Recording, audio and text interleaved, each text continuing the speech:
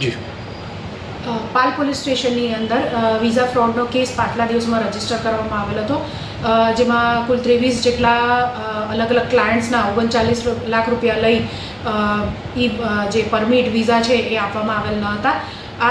જેની અંદર અગાઉ એક આરોપીની ધરપકડ કરવામાં આવેલી હતી. આ ગુનાની તપાસ હાલ પાલ પોલીસ સ્ટેશનમાં ચાલુ છે. જે દરમિયાન વરુણભાઈ રાજુભાઈ પરમાર નામનો ઈસમ જે પોતે પણ વિઝાનું કામ કરે છે, તેની સંડોવણી જણાઈ આવતા પાલ પોલીસ સ્ટેશન દ્વારા તેની ધરપકડ કરી રિમાન્ડ લઈ ઇન્વેસ્ટિગેશનની કાર્યવાહી આગળ ચાલુ કરવામાં આવી છે.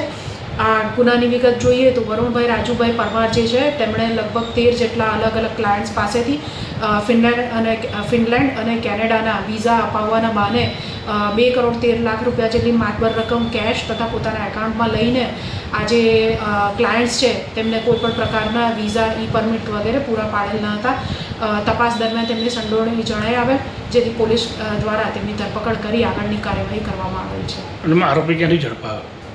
આરોપીને પોલીસ દ્વારા ટેકનિકલ સર્વેલન્સ અને એના આધારે પોતાના જે નાસ્તો ફરતો હતો ત્યાંથી ઝડપી પાડવામાં